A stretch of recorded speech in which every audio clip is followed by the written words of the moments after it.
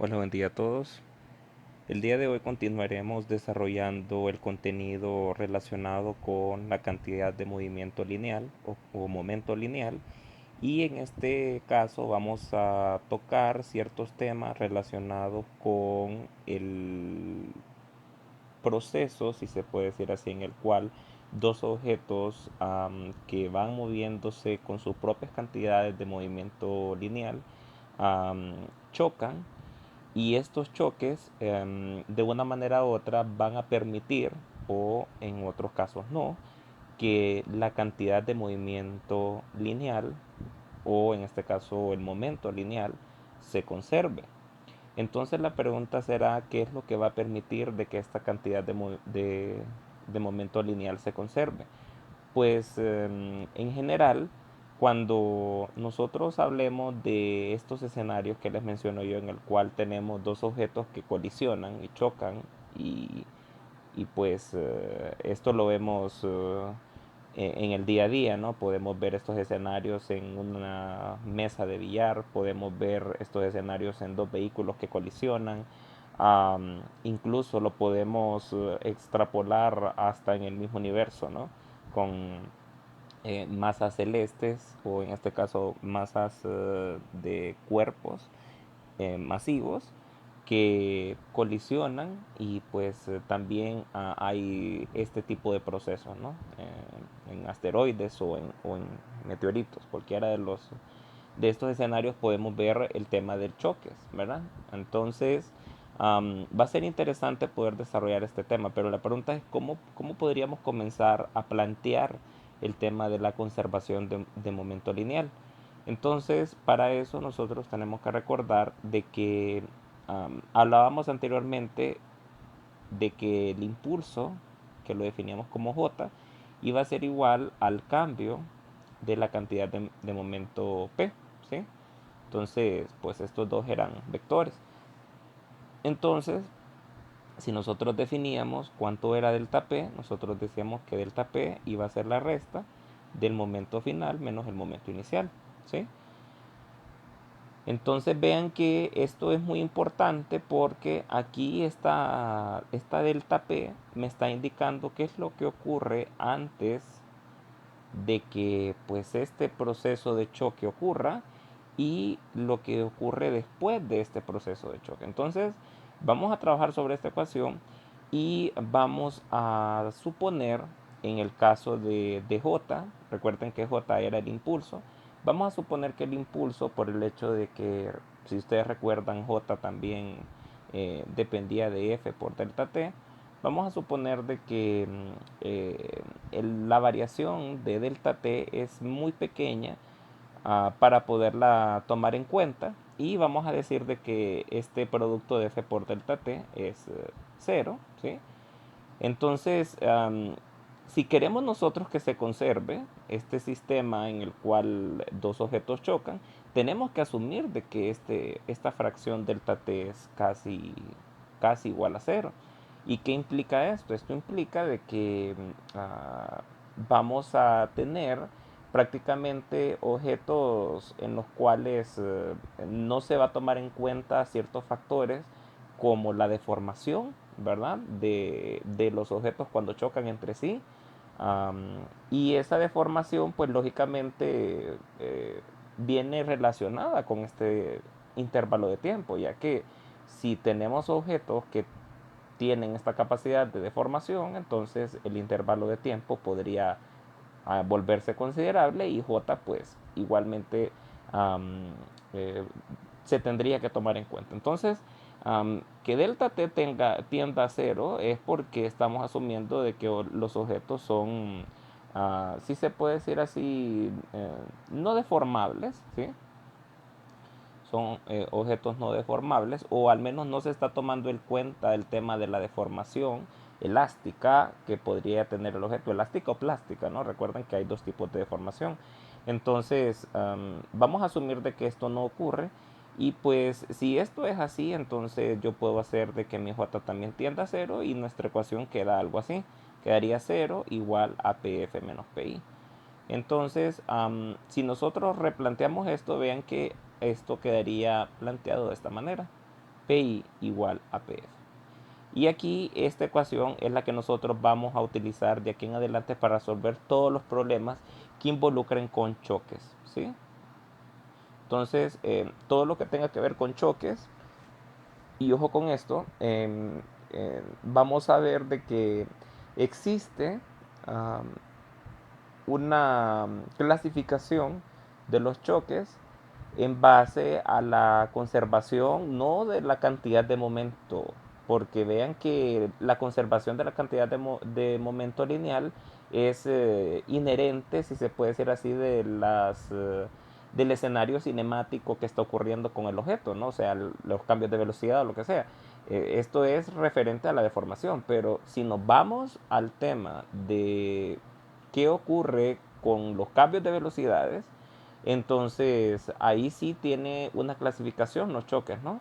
Y los choques, vamos a ver de qué se clasifican en choques elásticos y choques inelásticos. Vamos a ver cuáles son estas diferencias a medida que vayamos resolviendo el problema, pero sí que les quede claro esto, ¿no? De que cuando hablemos de choques, independientemente que sean elásticos o inelásticos, esta expresión se va a conservar, ¿sí? O sea que esta expresión es válida para los diferentes tipos de choques que existen, ¿sí?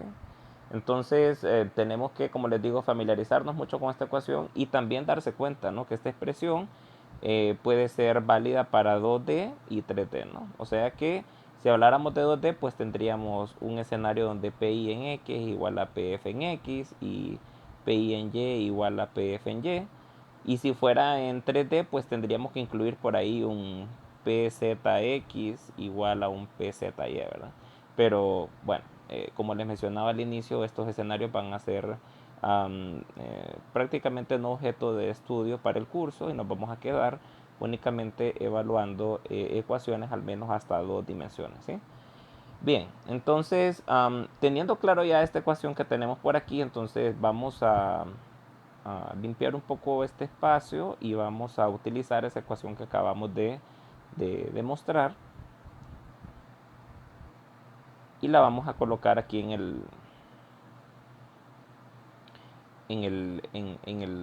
la pantalla, ¿no? Entonces tenemos que PI es igual a PF, ¿sí? Entonces, como les mencionaba, esto se puede extrapolar si en este caso tuviéramos un escenario de 2 dimensiones, PI en X igual a PF en X, o un PI en Y igual a un PF en Y. En este caso, si leemos este problema y arrancamos ahora sí para tratar de resolverlo, el 821, nos dice de una mesa de aire horizontal que está sin fricción. Y nos habla de dos discos. Está el disco A que dice que tiene una masa de 0.25 kilogramos. Vamos nombrando, ¿no? Voy a este disco color azul, le voy a nombrar disco A.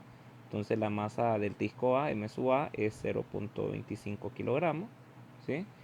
Nos dice que se mueve hacia el disco B, que tiene una masa, vamos a nombrar este disco B, con una masa de 0.35 kilogramos y nos dice que está en reposo. Entonces mucho ojo porque prácticamente nos está dando cierta información de lo que está ocurriendo antes del choque, ¿sí? Bueno, nos dice luego aquí el problema. Después del choque, el disco A se mueve a 0.12 metros por segundo a la izquierda. Vean que el disco A después del choque, que aquí lo podemos ver representado, eh, consigue una velocidad A de 0.12 y se mueve a la izquierda. Entonces sabemos que si el objeto se mueve a la izquierda, entonces la velocidad es negativa. Entonces sería aquí 0.12 metros por segundo. Y nos dice que el disco B después del choque queda moviéndose con 0.65. Entonces aquí el disco B queda moviéndose con una velocidad de 0.65 metros por segundo a la derecha. Y nos pregunta en el inciso A qué rapidez tenía el disco A antes del choque. O sea que vean que vamos a hacer esa subdivisión y como les digo en este tipo de escenarios con choques tenemos que definir estos tres momentos bien claramente. Tenemos el momento antes, tenemos el momento durante y tenemos el momento después, ¿sí?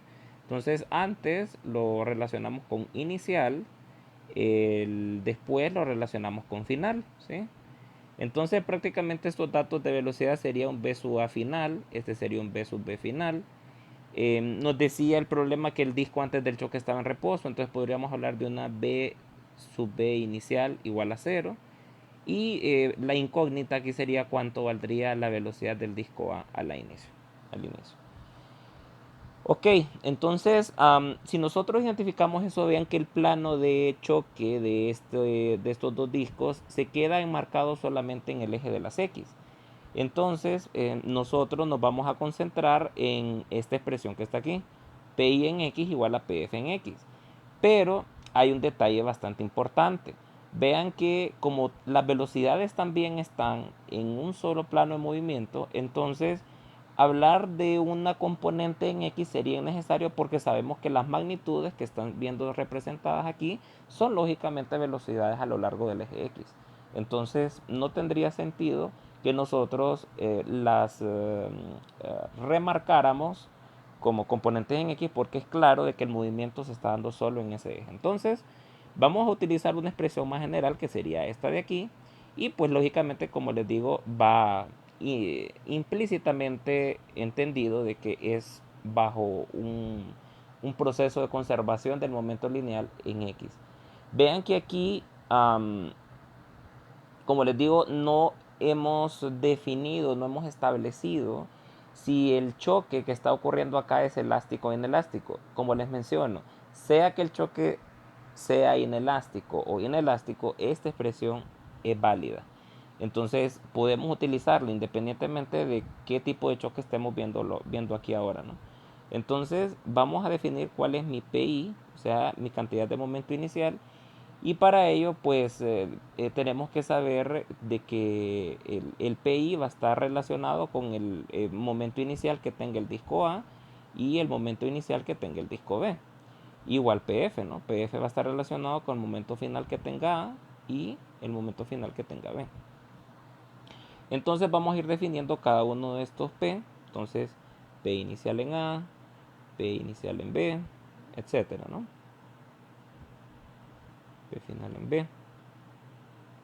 Entonces, vean que decíamos que el disco en B, el disco B cuando no ha chocado con el disco A tiene una velocidad cero.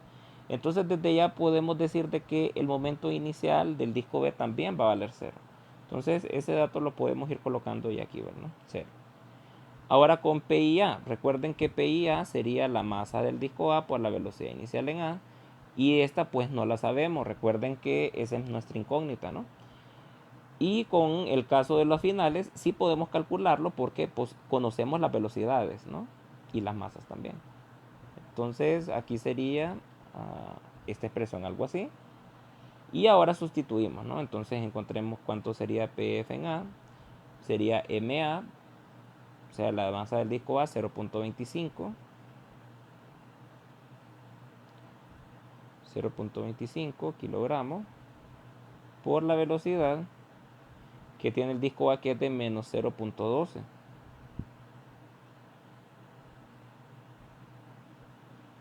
Entonces PF en A queda, hacemos el respectivo cálculo, 0.25 por 0.12. Esto nos queda 0.03 negativo, 0.03 kilogramos metro por segundo. Y ahora PF en B, sustituimos la masa, sería la masa del disco B que era 0.35 y la velocidad 0.65.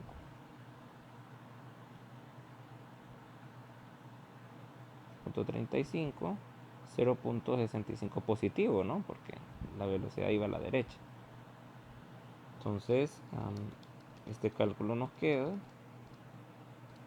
0.2275 kilogramos metro por segundo, ¿sí? Entonces vean que nosotros podemos calcular cuánto sería el momento final, porque sería la suma de estos dos momentos, ¿no? Entonces sería menos 0.03 más 0.2275.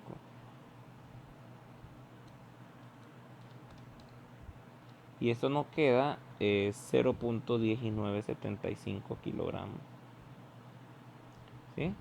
Y este sería el P final.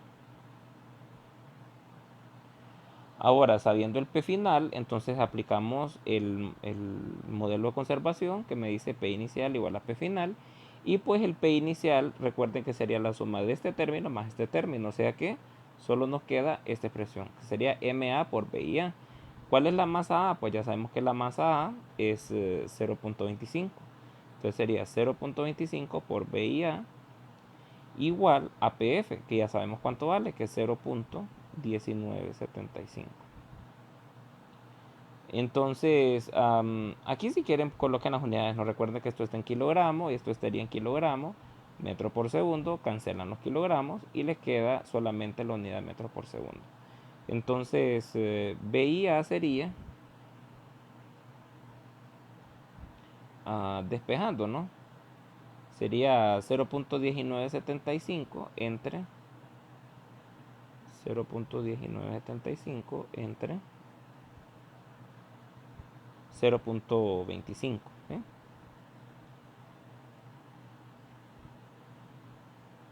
Entonces esto lo dividimos entre 0.25 y esto nos queda una velocidad inicial de 0.79 metros por segundo. Entonces esa era la velocidad al inicio que llevaba este objeto aquí, ¿no? Y vean que congruentemente la velocidad en A nos quedó positiva, entonces esta velocidad iba hacia la derecha, ¿no? Entonces vean que ahí resolveríamos el tema de la velocidad que nos estaba pidiendo el inciso A. Y ahora el inciso B nos pide calcular el cambio de energía cinética total del sistema durante el choque. Bueno, entonces para calcular el cambio de la energía cinética, recuerden que el cambio de la energía cinética es delta K. ¿Y qué es delta K? Pues delta K sería KF menos KI. La pregunta aquí es, ¿qué significa KF y qué significa KI? Bueno, de lógica sabemos de que K es la energía cinética y esta debe estar expresada en un medio de la masa por la velocidad cuadrada, ¿sí?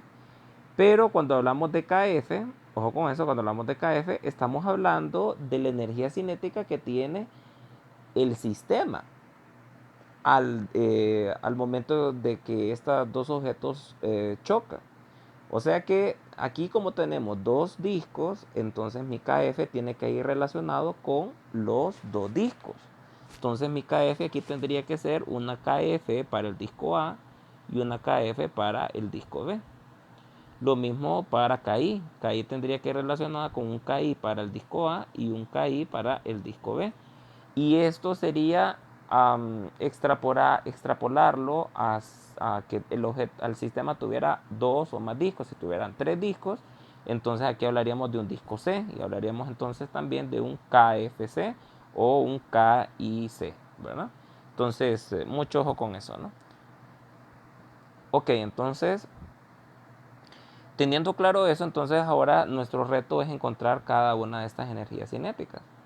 Entonces, para eso, recuerden que tenemos que recordar cuáles eran las masas, cuáles eran las velocidades y, y sustituir, ¿no? Entonces aquí, si encontramos KFA, sería un medio de la masa del disco A por la velocidad final en A al cuadrado. Si habláramos de un KFB, pues su homólogo sería esto, ¿no? Un medio de MB por BFB al cuadrado. Si habláramos de KIA, sería entonces aquí un medio de MA por BIA al cuadrado. Y si habláramos de KIB, un medio por la velocidad inicial. ¿Sí? Ahí tenemos las expresiones. Entonces aquí solo tenemos que sustituir las masas. ¿Cuál era la masa A? Recordemos, ¿no? La masa A 0.25 y la masa B 0.35. Entonces aquí 0.25, aquí 0.35, aquí 0.25, 0.35, ¿sí? Y ahora sustituir las velocidades finales. ¿Cuál era la velocidad final en A? La velocidad final en A era negativo 0.12, ¿sí?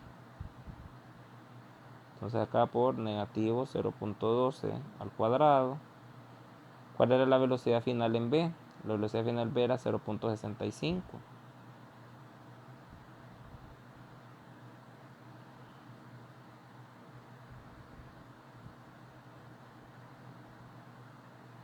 Aquí por 0.65. ¿Cuál era la velocidad inicial en A?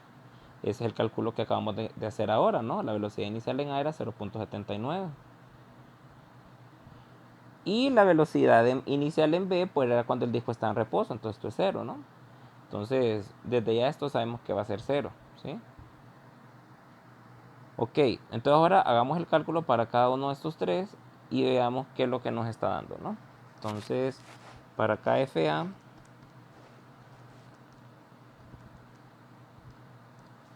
tenemos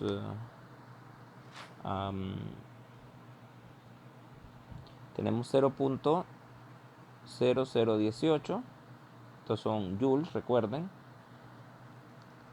Para el otro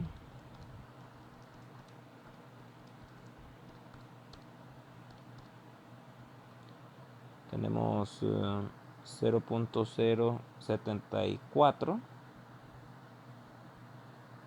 Para KIA tenemos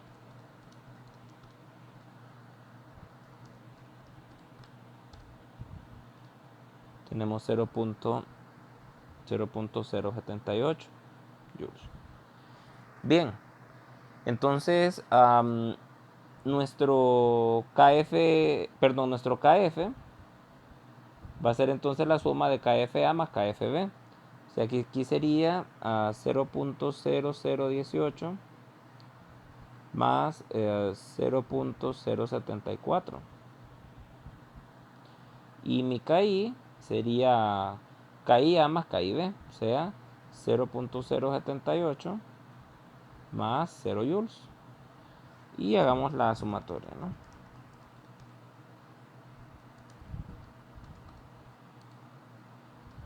Primero de arriba me da 0.70, perdón, 0.0758 joules. Y el de abajo me da, bueno, sería 0.078. Entonces, vean que ya teniendo KF y ya teniendo KI, entonces podemos calcular delta K. Y delta K sería entonces la resta de KF menos KI, o sea, menos, perdón, 0.0758 joules menos 0.078 joules. Entonces, este valor 0.0758 menos 0.078 me queda de un valor,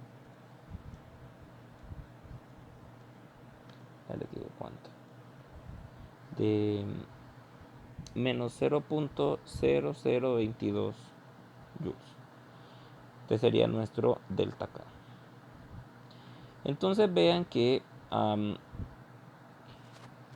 si delta K tiene un valor definido, aunque sea algo pequeño, pero existe, hay un valor de delta K, yo puedo decir sin ningún problema de que KI no es igual a KF. ¿Estamos? KI es igual a KF mientras delta K sea diferente de 0, ¿sí? Entonces, esta característica en la cual KI es diferente de KF, o sea que mi delta K es diferente de 0, es propia de un choque conocido como choque inelástico.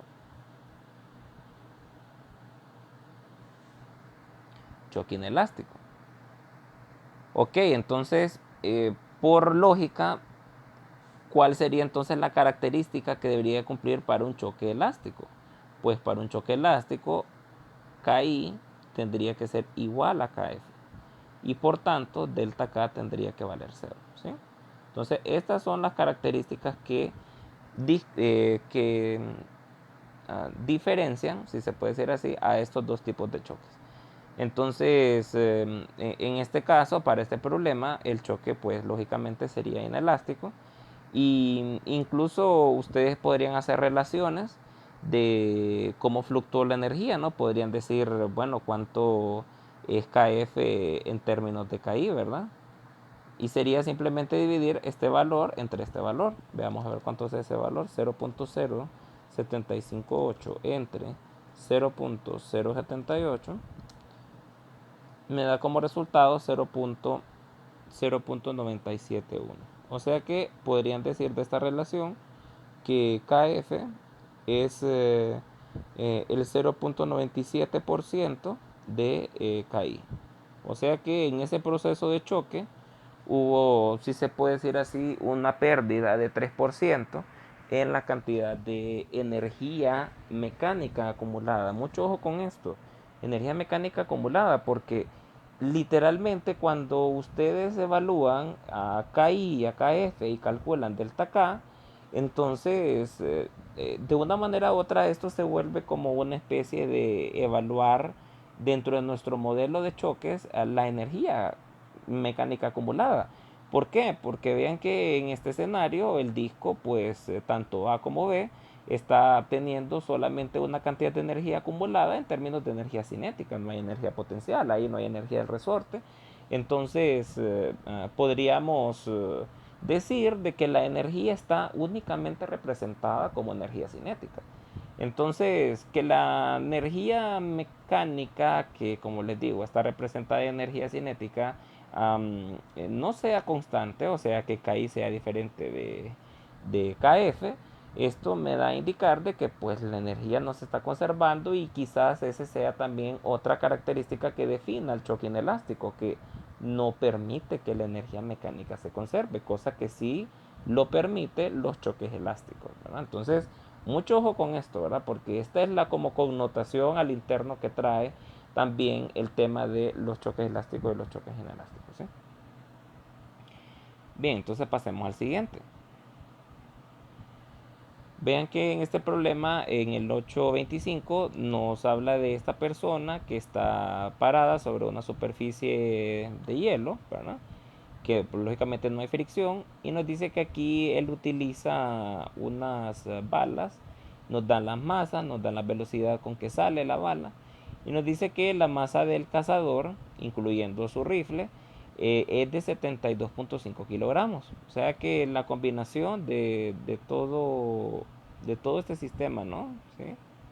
Y no incluyendo la bala, ¿no? Imagínense que aquí está la bala, ¿no? La bala no está incluida en este proceso. Entonces tenemos aquí, si se puede decir así, el objeto A, que es el rifle y la persona, y el objeto B, que en este caso es la bala, ¿no?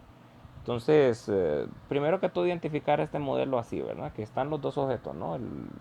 La combinación cazador con rifle y eh, la bala, ¿sí? Bien, entonces, si nosotros aquí seguimos leyendo, nos dice que el hombre sostiene con fuerza el arma después de disparar y nos pide calcular la velocidad de retroceso que puede generar el cazador si dispara el rifle, y nos dice el inciso A horizontalmente o a un ángulo de 56 grados por encima del horizontal. Entonces vamos a analizar el caso A, que aquí lo tenemos marcado ya, caso A, con una bala que se mueve a la derecha. Vean que esta velocidad se mantiene, o sea que la velocidad, vamos a hablar de la velocidad final, ¿no? Porque ya es la velocidad final. A la bala le vamos a dar masa A y al sistema hombre rifle le vamos a dar sistema B. Entonces este sería una velocidad final en A, que ya me da el problema, que es 965 metros por segundo. Y la incógnita que tenemos acá, ¿cuál sería la velocidad final del sistema? ¿Sí? Hombre más rifle. Entonces, um, teniendo claro eso, aquí no se colocó el dibujo del evento durante, pero entiéndase que el evento durante es cuando esta bala sale disparada, ¿no? Del cañón y realiza estas trayectorias, bien sea la trayectoria A o la trayectoria B. Pero si nosotros evaluamos este escenario antes, ¿sí? Vamos a darnos cuenta de que tanto el sistema A como el sistema B están en reposo. Esto está en reposo, ¿sí? Entonces, desde ya podemos decir de que velocidad del sistema A inicial es cero y la velocidad de la bala también es cero, ¿sí? Recuerden que esto es para poder aplicar la ecuación de conservación de momento lineal, ¿sí? Recuerden que la ecuación de momento lineal es esto, ¿no? PI igual a PF, ¿sí? Entonces hacemos el mismo procedimiento, ¿no? Empezamos a calcular cuánto sería PI, cuánto sería PF. Entonces recuerden que en el PI las velocidades eran cero. Entonces aquí como que ustedes tuvieran masa A por cero más masa B por cero. Y esto es cero. O sea que desde ya ustedes saben que el momento inicial, pues no hay momento y pues su P inicial vale cero, ¿sí? En cambio, para P final, pues está la masa A por su velocidad final en A y está la masa B por la velocidad final en B, ¿sí? Entonces, si nosotros planteamos esta ecuación, nosotros decimos entonces que PI es igual a PF, o sea que esto sería cero igual a MA por BFA más MB por B sub BF, ¿sí? Entonces recuerden que la misión que tenemos aquí en este problema es despejar para la velocidad de retroceso que tiene el sistema cazador más rifle, ¿sí? Entonces si despejamos, esto nos queda menos MA por B sub AB AF igual a MB por B sub BF. Pasamos el M sub B a dividir y me queda entonces que B final de retroceso va a ser va a ser esto, ¿no?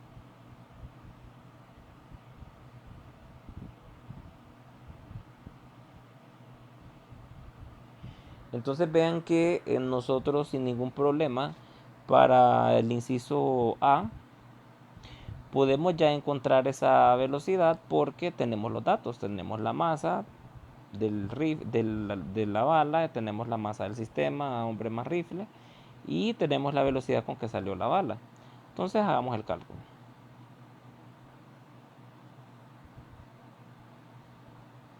Entonces la masa A, que es la bala, dice que es de 4.20 gramos.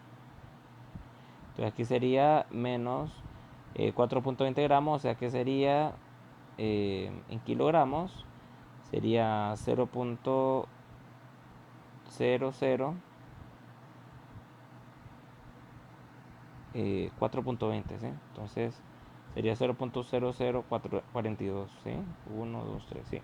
0.042 kilogramos dividido entre la masa del sistema eh, del cazador, incluyendo el rifle, 72.5 kilogramos.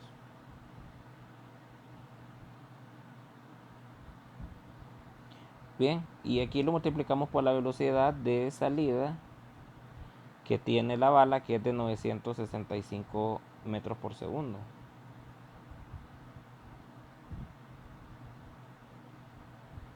Vean que le pongo positivo porque la bala pues está saliendo a la derecha, ¿no? Si fuera que el cazador está disparando hacia la izquierda, pues la velocidad de la bala sería negativa porque iría a la izquierda. Entonces, vean que si eso fuera así, que el cazador disparara a la izquierda, entonces la velocidad BAF sería negativa, quería hacia la izquierda, y ese negativo, esa velocidad multiplicaría este negativo de acá, que tenemos aquí, y quedaría mi B sub B positivo, o sea que el cazador se retrocedería hacia las X positivas. Caso que tenemos aquí, pues nos dice que si la bala se va a la derecha, entonces el cazador se tendría que mover a la izquierda. Lógicamente, no vean que este negativo va a representar a mi velocidad BFB. Entonces, si hacemos la relación, vean que es algo bastante evidente cómo está la relación MA con MB.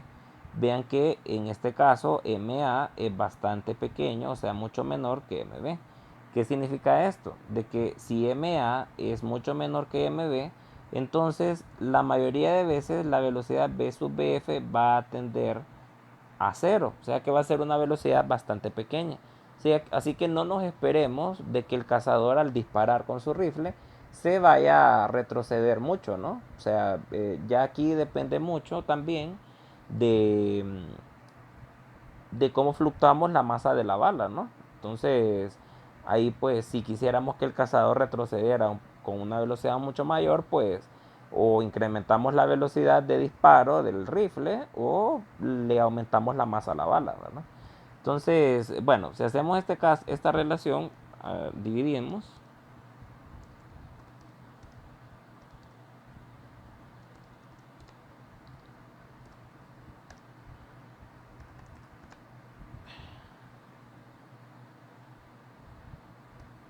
Permítame.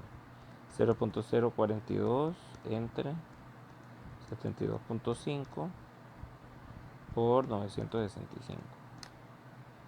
Eso me queda una velocidad de retroceso de negativo 0.0559 metros por segundo. Esta es la velocidad de retroceso que tendría el cañón si este es disparado verticalmente. Ok, ahora pasamos al inciso B. Vean que el inciso B nos habla de que ahora él está disparando con este ángulo de 56 grados y la velocidad pues sigue siendo los mismos 965 metros por segundo, ¿sí? Pero aquí sucede algo bien interesante. Yo les mencionaba a ustedes que cuando tuviéramos objetos que después del choque o antes del choque estuvieran realizando una trayectoria en dos dimensiones, entonces nosotros tendríamos que separar esta ecuación que tenemos aquí en sus respectivas componentes, ¿no? O sea, P inicial en X igual a P final en X, P inicial en Y igual a P final en Y, ¿sí? Entonces vean que aquí cuando esta persona decide lanzar a esta bala en ese ángulo, pues le está dando a esta velocidad componentes. Mucho ojo con eso, le está dando componentes a esta velocidad. ¿A qué me refiero con eso? O sea, por aquí hay una componente, nombremos que esta es la velocidad, vamos a ponerle aquí velocidad B sub B final, 965, entonces va a haber una velocidad B final en X y va a haber una velocidad B sub B final en Y, ¿sí? Y el ángulo que va a estar aquí va a ser el mismo ángulo que le dio a él en la dirección de disparo, porque recuerden que cuando hablamos del ángulo de dirección, la misma dirección que tenga la velocidad va a ser la misma dirección que tenga el momento lineal del objeto. Entonces aquí tendríamos que calcular la componente B sub AF en X y B sub F en Y. Ok, ¿qué es lo que pasa? Vean que aquí lógicamente el cazador tiene limitado, si se puede decir así, su movimiento a lo largo del eje de la Y. ¿A qué me refiero con esto? Significa de que el cazador difícilmente después de que lance su disparo con ese ángulo pueda tener un movimiento a lo largo de este tipo, ¿no? Cosa que podría ocurrir, mucho ojo con eso, que podría ocurrir si él, por ejemplo, no se encontrara en una pista de hielo, sino que pues se encontrara en el espacio, por ejemplo. O sea, en el espacio, si él disparara esa bala en el espacio, pues entonces él sí podría adquirir un movimiento en esta línea que les estoy mostrando por acá. Pero como está él sujeto a esta trayectoria en la cual pues claramente es horizontal, entonces él igual solamente va a desarrollar un movimiento horizontal. O sea que también va a presentar solamente una velocidad de retroceso, pero nada más en el eje horizontal. No va a poder describir una trayectoria en el eje vertical, ¿sí? Ok, entonces teniendo claro eso, entonces en este caso específico, a pesar de que tendríamos que hacer una relación de, de momentos, si se puede decir así, no lo necesitamos porque lo que queremos ahorita encontrar es la velocidad de retroceso del cazador y lo podemos hacer directamente conociendo o haciendo análisis de los P en el eje de las X.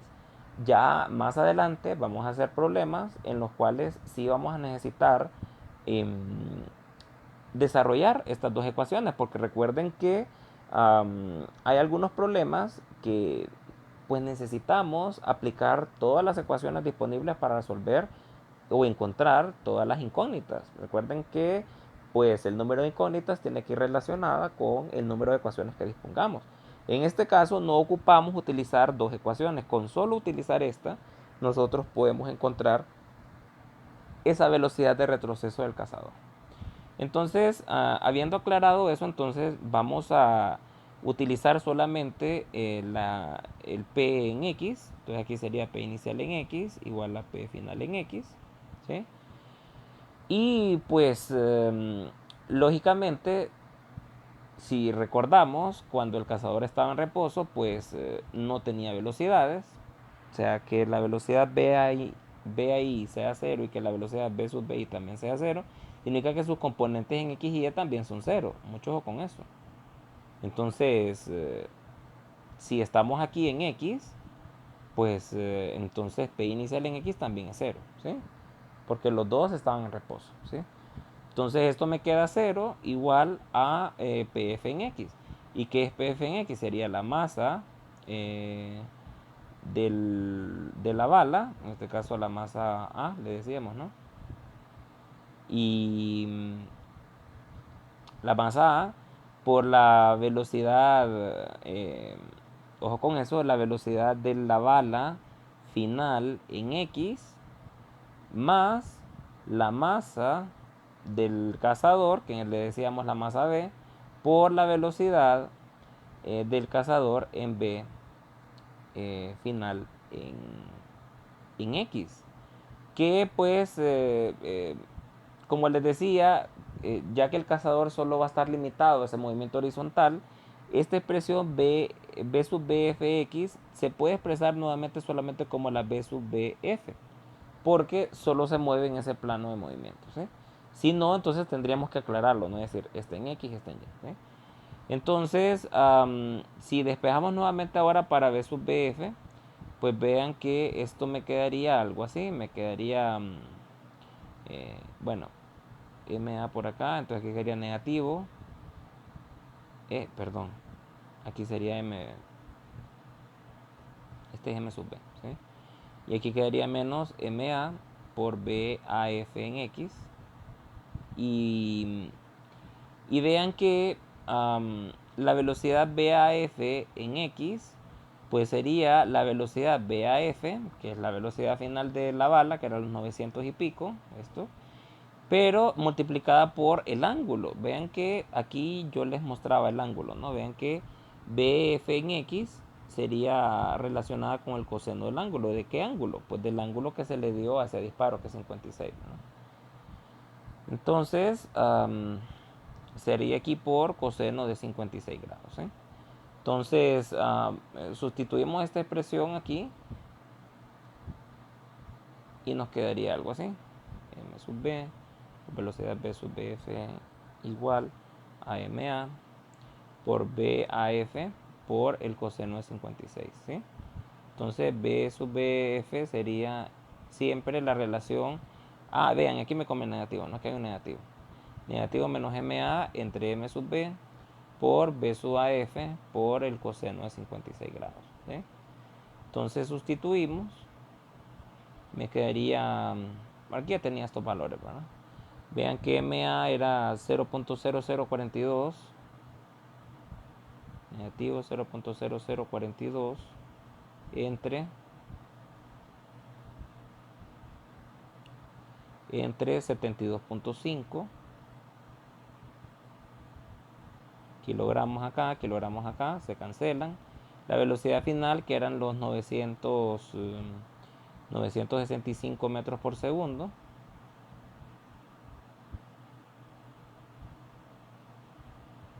y el coseno de 56, ¿sí? Entonces, si hacemos la operación, sería, mucho ojo con eso, sería todo este valor de acá nosotros ya lo conocemos, ¿no? Creo que lo calculábamos por acá y era 0.0559. Entonces esto era negativo 0.0559, ¿sí? Sí, ¿verdad? 0.0559. Entonces, ese valor 0.0559 lo multiplicamos por el coseno de 56. y nos queda un B sub B final de negativo 0.0312 metros por segundo. Entonces vean que al haber disparado el cazador con ese ángulo, permitió de que su velocidad de retroceso fuera menor. ¿Esto qué implica? Esto que implica en términos energéticos. Vean que entre más, eh, entre más reducción, si se puede decir así, de las velocidades de retroceso del cazador, esto implica de que pues hay una pérdida de energía cinética, ¿no? Entonces definitivamente este tipo de choques, porque es un choque, ¿no? A pesar de que los dos sujetos estaban en reposo desde un momento, la misma explosión de la bala en el interior del rifle genera o se libera cierta cantidad de energía, pero esa cantidad de energía no se distribuye equitativamente, ¿no? Entonces, desde ya sabemos de que el choque de este sistema sería inelástico y pues si hablamos del tema de la disipación de energía, pues se disipa mucho más energía a medida que el ángulo se va incrementando, ¿no? Y vean que lógicamente, ¿qué pasaría si el ángulo de disparo fuera 90 grados? O sea, si tuviéramos el cazador acá y él disparara hacia arriba, ¿sí? Entonces, si él disparara hacia arriba, pues lógicamente todo el impulso que el cazador con el rifle podría generar hacia abajo, pues lo detendría el suelo. Y entonces podríamos decir de que tanto el, bueno, que el sistema cazador y rifle no adquiere velocidad, o sea que yo podría decir de que B sub BF sería igual a cero. Y vean que claramente es así, ¿verdad? Porque a medida que la función coseno, si este coseno se vuelve más grande y llega, por ejemplo, a coseno de 90 por definición es cero. Entonces, B sub BF también se volvería cero, ¿sí? Entonces, eh, a medida que el ángulo va incrementando, pues la velocidad de retroceso de este cazador va a ir disminuyendo a tal punto que pues si él llegara a disparar a 90 grados, pues eh, este cazador no se movería, o sea que no habría velocidad de retroceso, ¿sí? Bien, entonces pasamos al otro problema. Vean que en este problema nos hablan del núcleo de un elemento químico radioactivo, que es el polonio, ¿verdad? Nos dice que el polonio está en ese isótopo, en el isótopo 214. Bueno, con este tema del polonio, pues Madame Curie fue una persona que se dedicó toda su vida, ¿no?, para el estudio de estos elementos radiactivos y pues gracias a esos estudios pues se logró analizar todo este tema del decaimiento que generan estos tipos de elementos radioactivos y pues existen varios decaimientos, ¿no? Y en este caso el problema trae un tipo de decaimiento que es conocido como el decaimiento alfa, ¿sí? Y este decaimiento alfa lo que implica es de que de su propio núcleo se liberan cierta cantidad de protones y cierta cantidad de neutrones. Se dice que para el decaimiento alfa este debe tener una liberación de masa en su interior del orden de dos protones y dos neutrones, ¿sí? Entonces por esa razón vean que aquí aparece dos pelotitas azules y dos pelotitas rojas, ¿sí? Bien, entonces, bueno, aclarando eso, nos dice que el núcleo de polonio decae radioactivamente, emitiendo una partícula alfa. Vean que aquí ya convenientemente nos dan la masa de esa partícula alfa. Con una energía cinética, vean que nos dan el valor de K, prácticamente nos está dando el valor de KF aquí, de 1.23, o sea que este valor de KF es 1.20. Uy, perdón, lo vamos a escribir como espacio.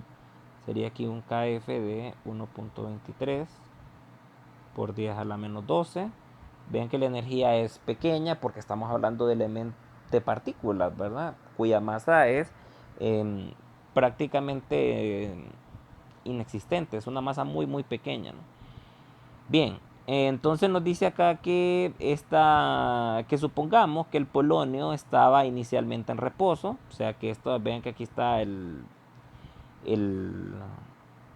estos dos protones y dos neutrones ya listos para salir del isótopo de polonio 214. Y tenemos también al núcleo, ¿no?, del polonio que está también en reposo. ¿Qué implica esto? Que por definición, el valor de P o la cantidad de momento lineal que pueda tener esta partícula, este núcleo de este elemento, es igual a cero. O sea que P inicial es cero, ¿sí? Bien, entonces luego nos pide calcular la velocidad de retroceso del núcleo que queda después de la desintegración. O sea que nos están pidiendo esta velocidad, ¿verdad? Nos está pidiendo la velocidad. Vamos a darle nombres como siempre, ¿no? Vamos a ponerle este que es la parte B, esta es la parte A. Y nos están pidiendo entonces la velocidad BAF, ¿sí? Vean que la velocidad B sub BF, o sea, la velocidad de la partícula alfa, sí la podemos conocer. ¿Por qué? Porque conocemos cuánto vale su energía cinética. Podemos despejar de la energía cinética la velocidad, ¿sí? Entonces, pues aquí nos queda nuevamente hacer el cálculo, ¿verdad?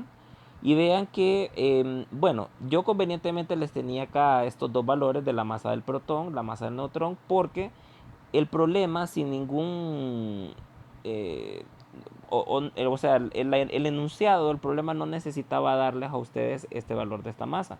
Con solo saber de que el decaimiento del decaimiento alfa son 2 protones y 2 neutrones, ustedes podrían, conociendo la masa del protón y la masa del neutrón, calcular ese valor. Entonces lo vamos a calcular solo para que ustedes tengan claro, ¿verdad? Entonces la masa de esa partícula alfa sería entonces 2 veces la masa del protón más 2 veces la masa del neutrón. Entonces si hacemos ese cálculo, 2 por 1.6726. Estos datos ustedes los pueden encontrar en internet, ¿verdad? La masa del protón y la masa del neutrón. Por 10 a la menos 27 kilogramos más 2 por 1.6749 por 10 a la menos 27 kilogramos. Entonces si hacemos ese cálculo, la masa de esa partícula alfa sería 2 por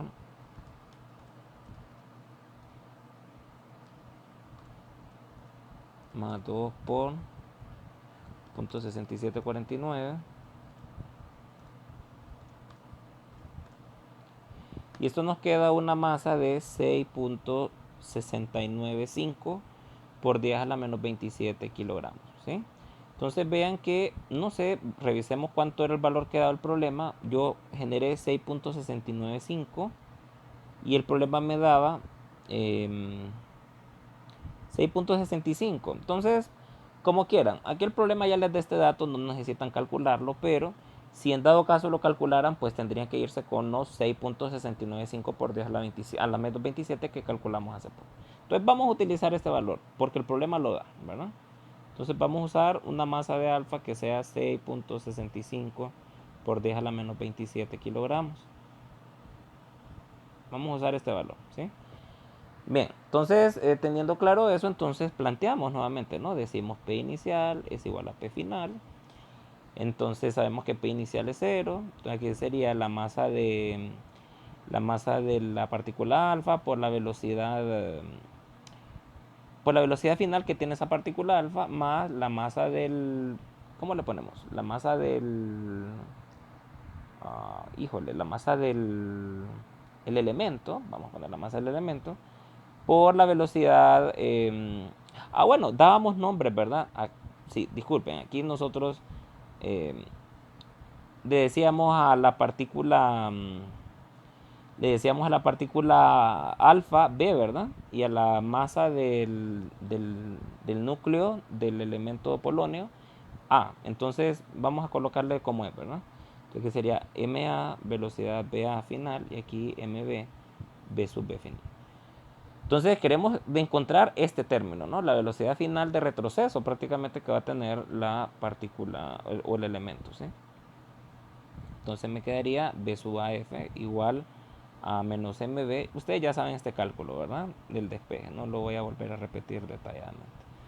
Entonces, aquí tenemos que encontrar este valor. ¿Y cómo lo encontramos? Pues sabiendo de que K alfa, o sea, la energía con que fue liberada esta partícula, es un medio de esa masa de la partícula alfa por esa velocidad bf al cuadrado.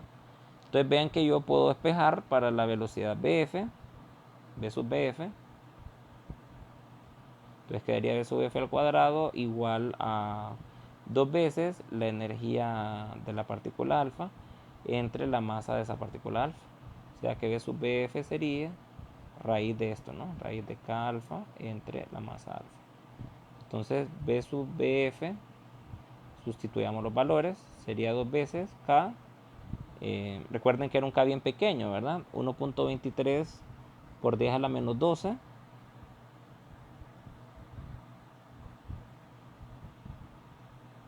Bien, entonces, mucho ojo. Colocamos acá 1.23 por 10 a la menos 12 joules y lo dividimos entre la masa alfa que encontramos, ¿no? Bueno, ¿qué ha dado el problema? 6.65 por 10 a la menos 27.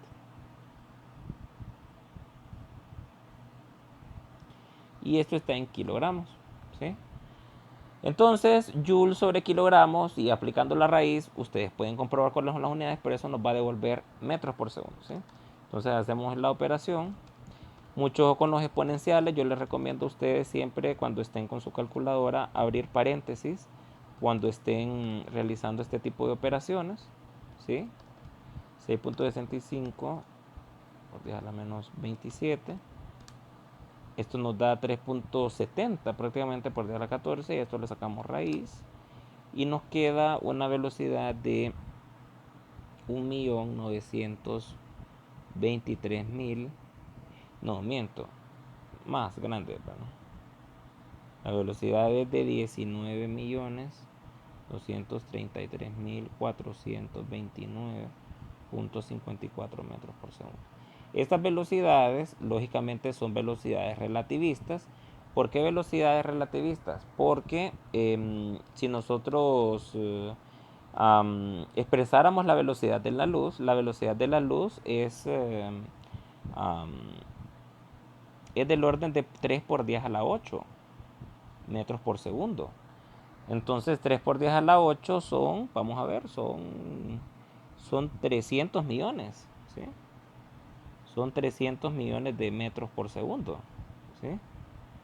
Entonces, a pesar de que pues 19 millones es una velocidad bastante grande, aún se queda un poco chiquito con la velocidad de la luz, ¿verdad? Entonces, normalmente con este tema de las velocidades relativistas, pues ya se tiene que incluir otros factores, ¿verdad? Que ya lo discute un poco ya la física moderna e incluso la mecánica cuántica.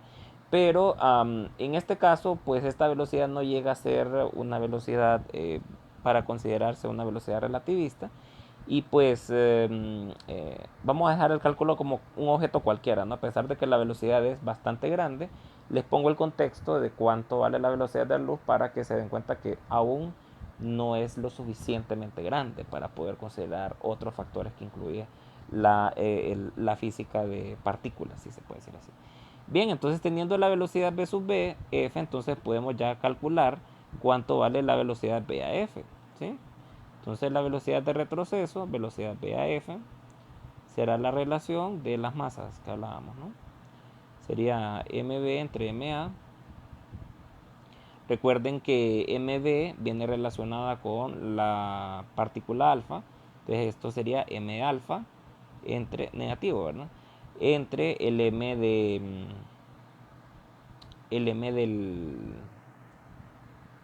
de aquí del elemento polonio. Y mucho ojo con esto, mucho ojo con esto.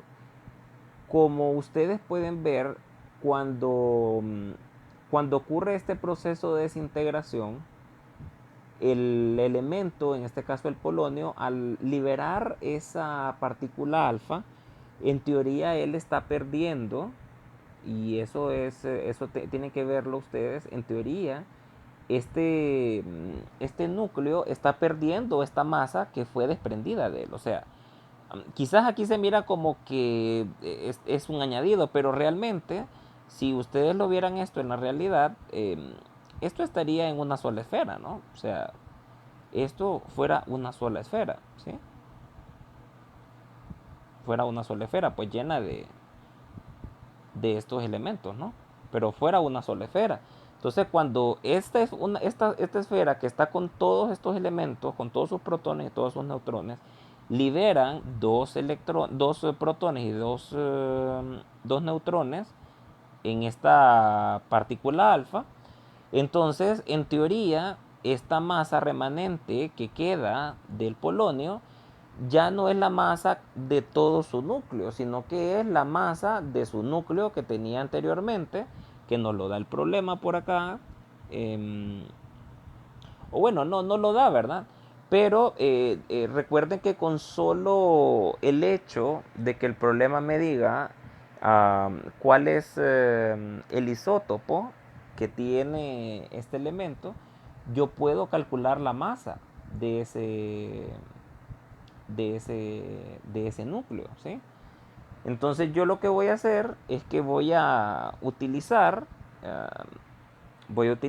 la propiedad que tiene todos los elementos químicos, si se puede decir así, de que pues para que este núcleo sea estable, la misma masa o no la masa, sino que el número de protones, voy a nombrarle Z sub P al número de protones, tiene que ser igual al mismo número de electrones, ¿sí? Y el número de electrones, pues me indica el isótopo. O sea que aquí en este caso, cuando me habla de 214, me está hablando que hay 214 electrones, ¿sí? Entonces, recuerden que en este proceso de definir las masas, pues hay ciertas variaciones, ¿verdad? Con el tema de las masas de los elementos que conforman el átomo, que son los protones, neutrones y electrones. Pero nosotros vamos a aprovechar de que ya tenemos por acá el dato de la masa del protón, ¿sí? Entonces, sabiendo el número de electrones, como el número de electrones, como les digo acá, el número de electrones es el mismo número de protones, y ya sabemos cuál es la masa de protones, entonces se supone que si hay 214, mucho ojo con eso, si hay 214 electrones, entonces tiene que haber 214 protones, ¿sí? Entonces, si hay 214 protones y ya sabe la masa del protón, entonces pueden calcular cuál es la masa inicial de todo el sistema, porque sería prácticamente multiplicar estos 214 protones por su respectiva masa del protón para conocer la masa inicial, si se puede decir así, de mi núcleo de polonio 214, ¿sí? Entonces, vamos a hacer eso. Aquí este valor lo vamos a calcular por acá. Esta masa inicial la vamos a calcular por acá. Y esta masa inicial pues serían esos 214 que es del propio isótopo del núcleo polonio multiplicado por la masa del protón, ¿sí?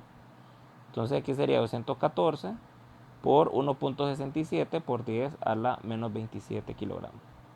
Entonces la masa inicial, que sería esta misma masa que dábamos acá de nombre, ¿no? La masa M sub A, ¿sí? Nombrándole al núcleo remanente. Eh,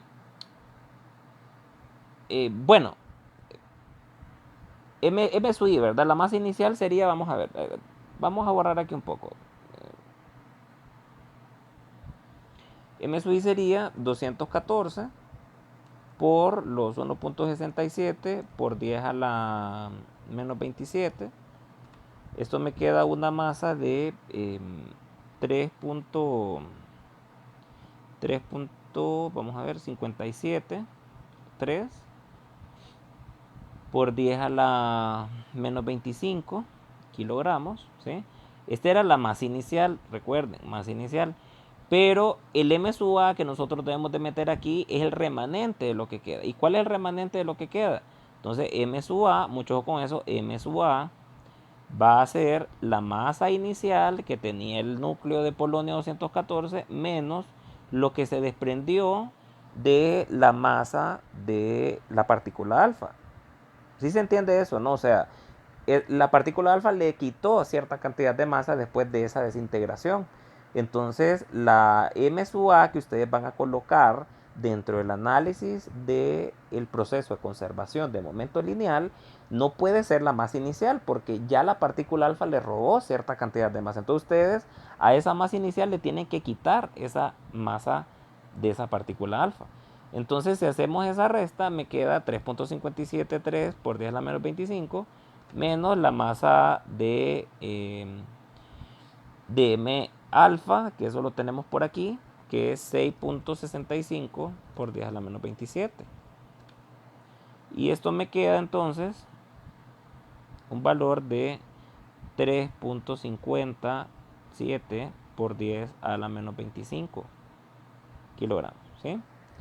Entonces, si nosotros venimos y hacemos esta relación,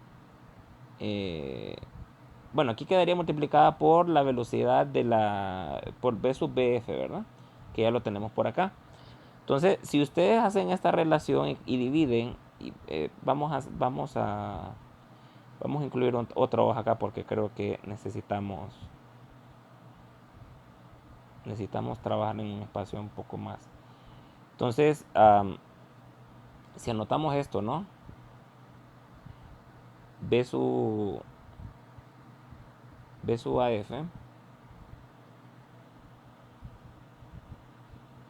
es igual a M alfa entre MA multiplicado por B sub AF, ¿sí? Entonces, si ustedes calculan solo esta relación que está aquí, no es el bien del negativo, ¿no? Que es un negativo, pero lo vamos a dejar el negativo por parte y solo quiero que calculen esto. M alfa entre MA. Entonces, M alfa quedábamos que era 6.65 por 10 a la menos 27. Y MA nos quedó de 3.57 por 10 a la menos 25. 0.57 por 10 a la menos 25 kilogramos. Entonces, si hacemos esta relación, 6.65 por 10 a la menos 27, esto nos queda de 0.0189, la relación M alfa entre MA.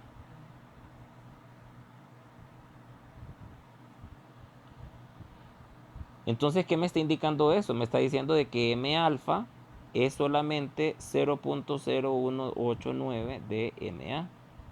Entonces, vean, podríamos decir, si se puede decir así, de que M alfa es mucho menor que la masa de lo que queda remanente del núcleo, ¿no? Del polonio.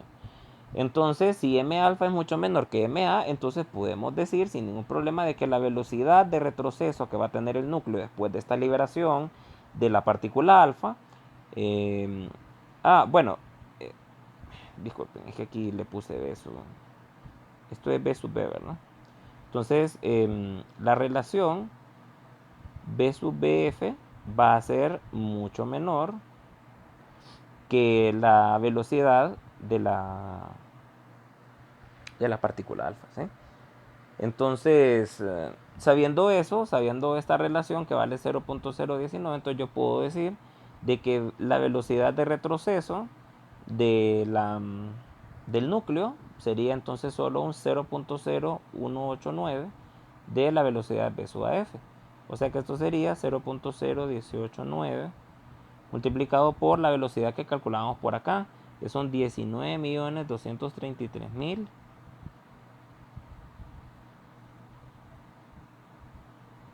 233.429.54.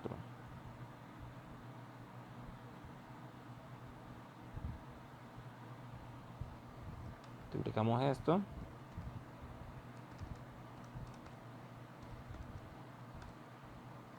Y esto nos queda una velocidad de retroceso. No nos olvidemos del negativo, ¿verdad? Entonces acá quedaría menos, y aquí quedaría menos 364.674.55 metros por segundo. Y esta sería la velocidad de retroceso del núcleo de este elemento polonio. Vean que es una velocidad que aún sigue siendo bastante grande, pero es una velocidad de hecho muy, muy, muy pequeña comparada con la velocidad de la luz. Entonces vamos a darnos cuenta que esto va a ir ocurriendo de tal medida de que a medida que estos elementos radioactivos van decayendo, pues si se puede decir así, van liberando cierta cantidad de energía en forma de masa porque eso es lo que nos dice la física moderna, de que también la masa es una expresión de la energía. Entonces, a medida que esta masa se va disipando, o que se va liberando a partir de esta liberación o de esta desintegración a partir de partículas alfa, que también puede ser, también hay desintegración con partículas gamma, también, bueno, hay varias maneras, ¿verdad?, de decaimiento, ¿sí? Entonces,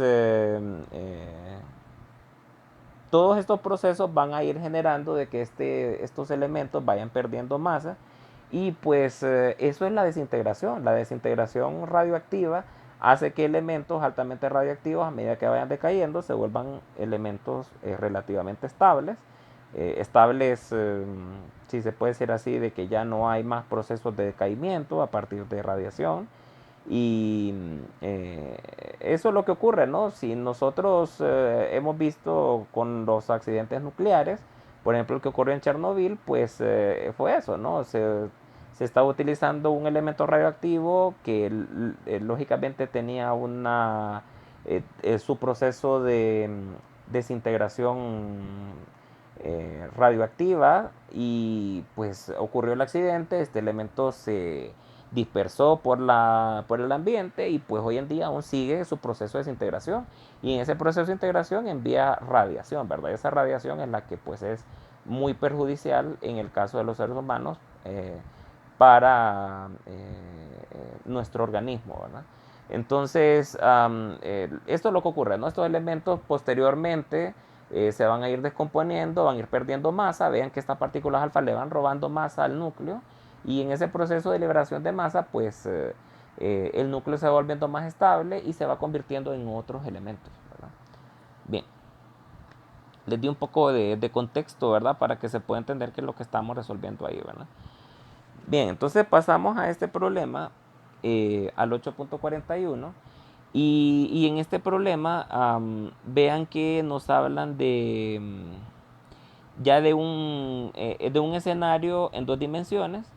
Y, y aquí lo interesante es de que vamos a tener que ser capaces de identificar cuáles son los comportamientos que tienen estos objetos, tanto en su componente en X como su componente en Y. Y vamos a ver un nuevo tipo de choques, ¿verdad? Y bueno, yo les mencionaba a ustedes, ¿verdad?, de que dentro de los tipos de choques tenemos los choques elásticos, ¿sí? Y tenemos los choques inelásticos. Bueno, dentro de los choques inelásticos hay una característica que tienen cierto tipo de choques inelásticos, que ocurre normalmente cuando después de que estos dos objetos se chocan, estos quedan unidos, y quedan unidos moviéndose en una sola dirección. Entonces se dice que cuando el objeto 1 y el objeto 2, o la cantidad de objetos que hayan, ¿verdad?, y estos chocan, quedan unidos bajo una misma velocidad final. Entonces a este tipo de choques se le conoce como choques perfectamente inelásticos. Entonces, cuando se habla de perfectamente inelástico, se va a entender de que es un choque inelástico, lógicamente, pero aparte de ser un choque inelástico, la velocidad después del choque de los dos objetos es la misma, porque estos quedan unidos. O sea, uno y dos unidos, ¿sí? Esa es la característica del choque inelástico, que los dos objetos después del choque queden unidos, ¿sí? Bien, entonces les hablo de esto porque claramente vean que el escenario aquí son de dos choques, dos coches que chocan y quedan unidos, ¿verdad? Entonces, si leemos el problema, nos dice que en el cruce de esta avenida hay un automóvil color amarillo que tiene 950 kilogramos. Vamos anotando la más, vamos a ir dando nombres, ¿no? Vamos a nombrarle este carro A, carro B, ¿sí? Entonces, MA nos dice que vale 950, y viaja al este, nos dice, por el paseo, y choca con una pick-up que tiene una masa de 1900. Entonces M sub B tiene 1900 kilogramos. que viaja hacia el norte. Bien, vean que nos está indicando la dirección de las velocidades en la rosa náutica, nos están dando el signo, que muy probablemente tienen estas velocidades antes de que choquen, ¿verdad? O sea que este carro muy probablemente lleva una velocidad que viene en este sentido y este carro lleva una velocidad que viene en este sentido. O sea que si habláramos de una B sub A inicial, pues yo diría que no lo sé, pero sí sé que es positiva porque va hacia la derecha. Y este B sub B inicial, pues no sé cuánto vale también, pero sí sé que también es positiva porque va hacia las Y positivas, va hacia arriba, ¿sí? Entonces es muy importante ya identificar el signo, ¿no? Para que cuando obtengamos los resultados, que estos sean congruentes con lo que nos indicó el problema en un inicio, ¿sí? Bien, entonces nos dice acá que estos dos vehículos quedan unidos. Vean, desde el momento que ustedes vean un problema, quedan unidos, es un choque perfectamente inelástico, o sea, CPI, ¿sí? Y dice que estos vehículos quedan unidos, borremos aquí un poco, dije que quedan unidos después del choque y se deslizan a 16 metros por segundo en la dirección 24 grados al norte del este. A ver, al este del norte, perdón. Al este del norte. Entonces, aquí nos está indicando el ángulo, ¿no? Este es el ángulo 24 grados, ¿sí? Entonces ya nos está dando cuánto vale la velocidad final. Recuerden que esta velocidad final es la misma tanto para el coche A como para el coche B, ¿sí? Entonces la velocidad final me dice que vale 16 metros por segundo. Y nos está pidiendo calcular la rapidez del vehículo, de cada vehículo antes del choque. Y nos dice de que pues esto está ocurriendo en un escenario donde estaba lloviendo y pues las fuerzas de fricción entre la llanta y el pavimento son despreciables. Muy importante esto, ¿no? Porque recuerden que estamos también involucrando fuerzas y también las fuerzas de fricción podrían generar una especie de disipación de energía y cambiar incluso la velocidad, ¿verdad? Creo que eso todos lo sabemos, pero simplificamos el problema para que solo nos enfoquemos en lo de conservación del momento, ¿verdad? Entonces, por esa razón, despreciamos ese escenario. Bien, entonces, teniendo claro eso, entonces vean que lógicamente tenemos objetos que se mueven en Y, tenemos objetos que se mueven en X, y el choque ocurre en un plano XY, entonces no nos perdamos. Esto lo tenemos que resolver a través del modelo P inicial igual a P final. Recuerden que estamos en un choque perfectamente inelástico, o sea que no podemos utilizar esta ecuación y decir de que K es igual a KF. Recuerden que esto es solo propiamente para choques elásticos, ¿sí? Entonces esto no lo podemos usar, solo podemos utilizar esta ecuación, ¿sí? Pero de esta desprendemos dos ecuaciones. Recuerden que desprendemos de P inicial en X igual a P final en X y P inicial en Y es igual a P final en Y. ¿Sí? Entonces vamos a tener que tener mucho cuidado porque vamos a ir encontrando los P de cada una de estas expresiones, ¿sí? Entonces comencemos con P inicial en X. Entonces nos vamos a concentrar en lo que ocurrió antes del choque en X. Eso es lo que indica P inicial en X, antes del choque en X. ¿Qué es lo que está pasando antes del choque en X? Pues veamos el problema. Vean que aquí el carro rojo se mueve a lo largo de Y. O sea que en X no hay nada, ¿sí? La única que tiene velocidad en X es el coche A, ¿sí? El coche B no tiene nada en X. O sea, podríamos decir de que la velocidad inicial del coche B en X es igual a cero, porque no se mueve en X, solo se mueve en Y. Entonces, a esta velocidad inicial del coche A, será entonces la velocidad inicial del coche A en X. Y esta es la primera incógnita. Eso es lo que queremos encontrar. ¿Cuánto vale? ¿Sí? Entonces planteamos, ¿no? Entonces aquí queda P inicial en X sería la masa del coche A por la velocidad inicial del coche A en X más la masa del coche B por la velocidad inicial del coche B en X. Pero como no se mueve en X al inicio, decimos que vale 0, ¿sí? Entonces mi P inicial en X solamente es MA por B inicial en X, ¿sí? Ya tenemos planteado primero entonces esto, ¿no? Ahora vamos con el siguiente, PF en X. ¿Qué significa PF en X? PF en X significa después del choque en X. Entonces, PF en X, eso significa después del choque en X. Entonces, ¿cómo va a quedar PF en X? Pues entonces aquí sería masa del coche A y cuál es la velocidad de los dos coches después de que ocurre el choque. Es una misma velocidad de 16 metros por segundo. O sea, las dos, tanto B sub A, perdón, como el carro A como el carro B, tienen la misma velocidad final. Entonces, aquí lo que queda es simplemente decir MA por BF, ¿verdad? Y lógicamente como estamos en X, entonces esta velocidad la descomponemos, ¿no? Aquí iría una velocidad en X, una velocidad en Y. Entonces, bueno, borremos aquí un poco para que quede bien establecido. Híjole, se borró esto.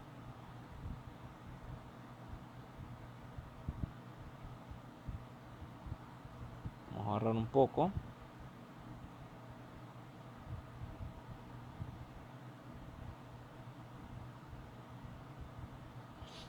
Y entonces vamos a tener entonces una velocidad final.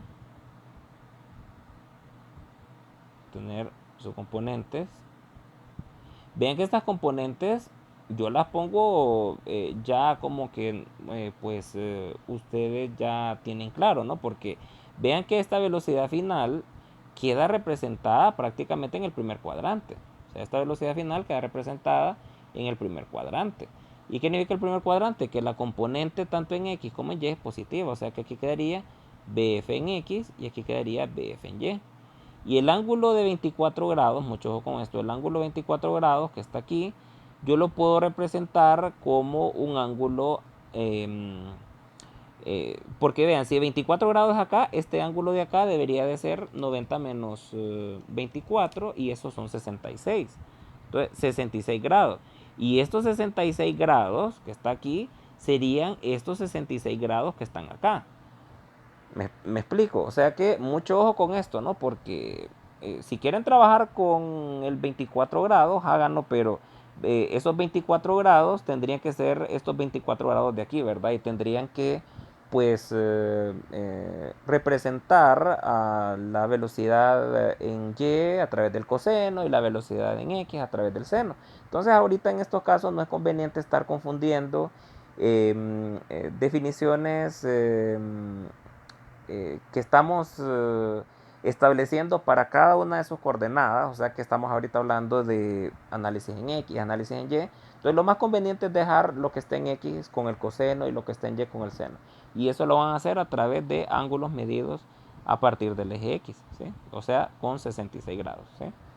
Bien, entonces teniendo claro eso, entonces vean que la velocidad que ustedes van a analizar en X va a ser BF en X, o sea que aquí sería MA por BF en X más la masa B por velocidad final en X. Recuerden que estamos en un choque perfectamente inelástico, las velocidades finales son iguales, ¿sí?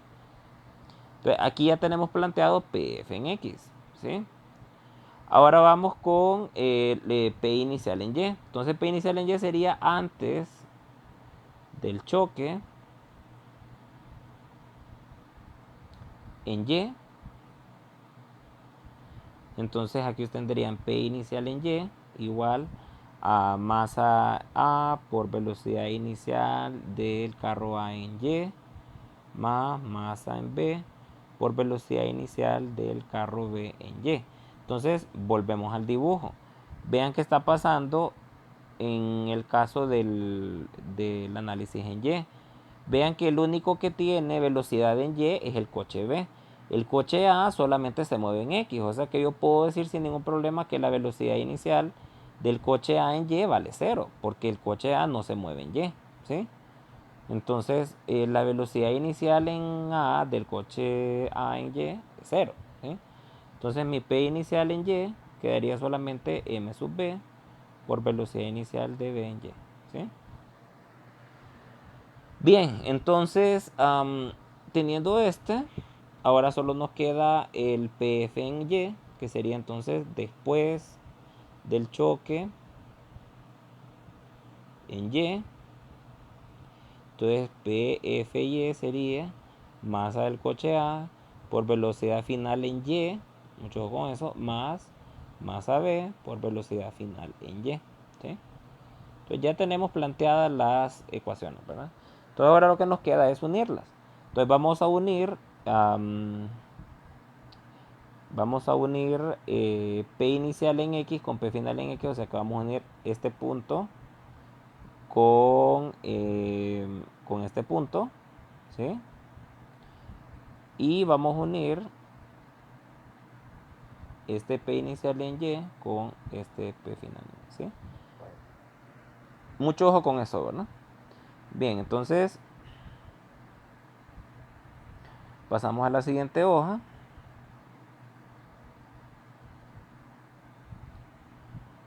Y entonces empezamos a escribir, ¿verdad? Sería entonces por acá MA por BIAX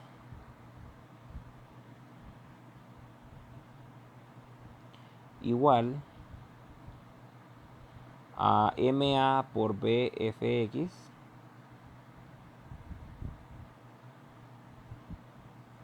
más MB por BFX, ¿sí? Entonces vean que yo acá puedo sacar de factor común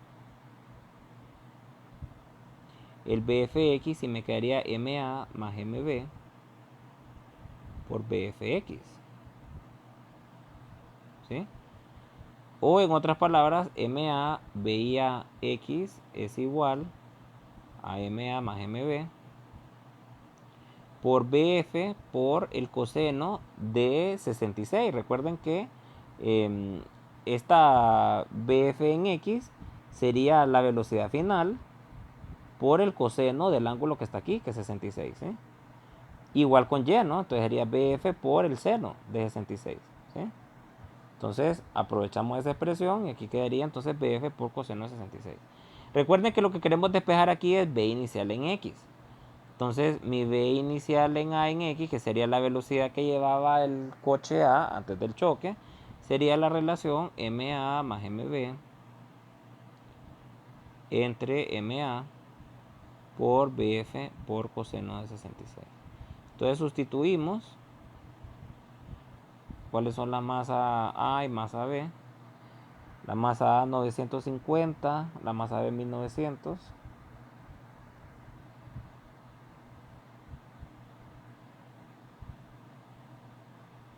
Entre 950. La velocidad creo que era 16, revisamos. Vamos a ver, sí, 16 metros por segundo. Entonces 16 por coseno de 66. Entonces calculamos cuánto es la velocidad inicial A en X. Entonces esto me queda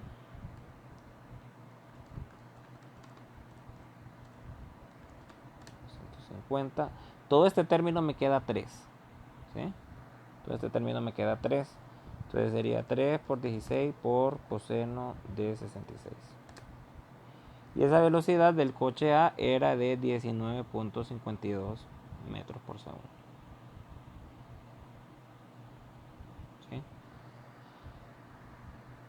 Ok, recuerde que esto lo hacíamos igualando P inicial en X igual a P final en X. ¿Sí? Entonces ahora hacemos el mismo proceso para P inicial en Y igual a P final en Y. Entonces aquí sería igual MB por B inicial en B en Y igual a MA por BF en Y más MB por BF en Y. ¿Sí? Entonces hacemos el mismo proceso, ¿no? Vean que la velocidad final la puedo sacar de factor común y prácticamente B inicial en B en Y sería, a ver si me siguen, sería MA más MB por BF por el seno de 66 y todo esto dividido entre MB. ¿Sí? Entonces vean que aquí lo que vamos a cambiar es MB, antes era MA y ahora es MB y ahora es seno, ¿no? Entonces B inicial en B en Y sería esta relación, vamos a ver cuánto nos queda, 950 más 1900 entre 1900. Eso me queda 1.5. Ustedes compruébenlo, ¿verdad? Entonces aquí sería 1.5 por la velocidad que es 16 por el seno de 66. Entonces la velocidad inicial del coche B en Y sería entonces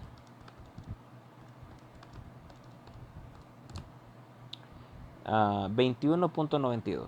21.925 metros por segundo. Y ahí están las velocidades, ¿verdad? Entonces vean que lógicamente teníamos dos incógnitas que eran las velocidades iniciales y tuvimos que utilizar dos ecuaciones, tanto en X como en Y, ¿sí? Para poder encontrar esa respuesta. Entonces, mucho ojo con esto, vean que acá solo nos limitamos al tema del análisis de momento. También ustedes podrían hacer como tarea, ¿no? Como tarea en casa, ¿verdad? Para hacer la comprobación de ver si realmente esto es un choque elástico o no. ¿Cómo comprueban si es un choque elástico o no? Tiene que, para que sea un choque elástico, el K inicial tendría que ser igual a K final. O sea que de una manera u otra tendrían que calcular cuál es la energía cinética del coche A y del coche B inicial y luego utilizar lo que ya saben de la velocidad final para conocer el K final del coche A más el K final del coche B y ver si las dos cantidades son iguales, ¿verdad? Esa es la única manera de comprobarlo, pero lógicamente, por lo que ya sabemos y con lo que les he dicho, los coches quedan unidos, entonces lógicamente es un choque perfectamente inelástico y lógicamente no es elástico, pero compruébenlo. O sea, aquí en teoría este problema debería darles un K inicial diferente al K final. Muchas gracias.